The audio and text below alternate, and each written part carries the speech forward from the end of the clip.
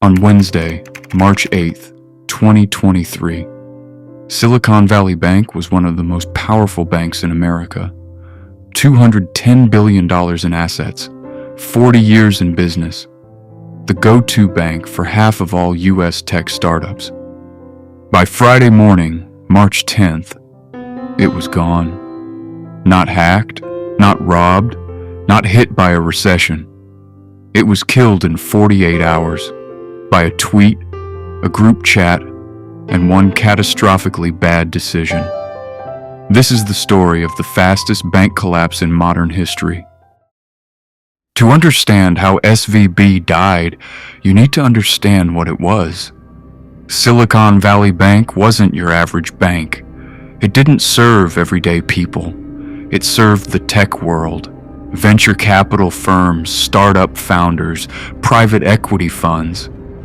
If you were building the next big app, the next biotech breakthrough, the next billion-dollar company, chances are your money was sitting at SVB. For 40 years, it was the Bank of Silicon Valley. Trusted, stable, respected. At its peak, SVB held deposits from nearly half of all U.S. venture-backed startups. Companies like Airbnb, Cisco, and Fitbit had all banked there at some point. It was, by every measure, an institution. And then, like every institution that collapses, it made one decision it couldn't take back. During the pandemic, 2020 to 2022, something unusual happened. Tech was booming. Startups were flush with venture capital cash, and all of that money poured into SVB.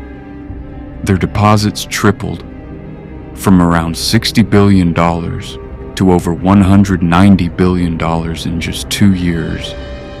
SVB now had more money than it knew what to do with. So it did what banks do, it invested. It took billions of its customers' deposits and poured them into long-term U.S. government bonds, considered one of the safest investments on earth.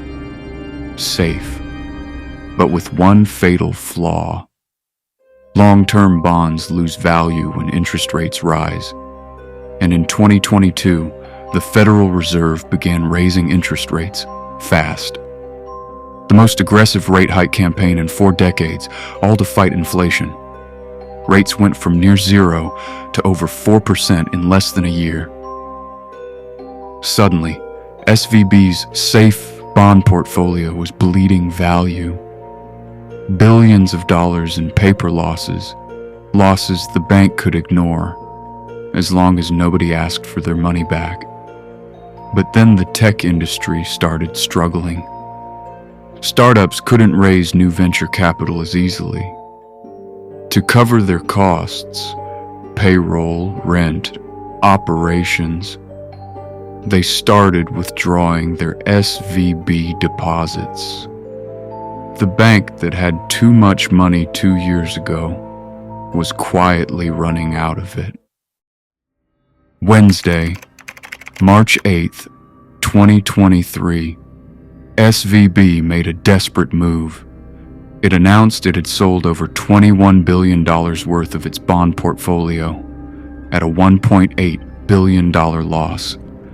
It also said it needed to raise $2.25 billion in emergency capital. The announcement was meant to show strength. We're handling it. We're stable. Instead, it did the opposite. The moment word spread, Silicon Valley panicked. Peter Thiel's Founders Fund, one of the most influential venture capital firms in the world, sent a message to its portfolio companies. Withdraw your money from SVB. Other major VCs followed. Thursday, March 9th. Customers attempted to withdraw $42 billion from SVB. In a single day, nearly a quarter of the bank's entire deposit base gone in 24 hours. SVB's stock crashed 60% that day. Then trading was halted entirely. The bank tried to find a buyer overnight. No one came. Friday, March 10th, 2023. At 11:11 a.m., regulators from the California Department of Financial Protection and Innovation walked into SVB headquarters. They seized the bank, shut it down, handed it to the FDIC. In 48 hours, a 40-year institution was dead. The fallout was immediate and terrifying. The panic spread beyond SVB. Within 48 hours, Signature Bank, the 29th largest bank in America, also collapsed. The U.S. government moved fast. By Sunday, March 12th, the Biden administration announced that all SVB depositors, even those with more than the $250,000 FDIC insured limit, would get their money back. The Federal Reserve launched an emergency lending program to stop the contagion spreading. The crisis was contained, but the damage was done. SVB didn't fail because of fraud. It didn't fail because of corruption. It failed because of a bet that seemed perfectly safe until it wasn't. Because one announcement at the wrong moment triggered a stampede that no bank could survive. $42 billion withdrawn in a single day. 48 hours from announcement to seizure. 40 years of history erased. Silicon Valley Bank taught the world one brutal lesson. In the age of social media, a bank run doesn't take weeks. It takes a tweet. If this blew your mind, like and subscribe, and tell me in the comments, do you think SVB could collapse again? Or was this a one-time disaster?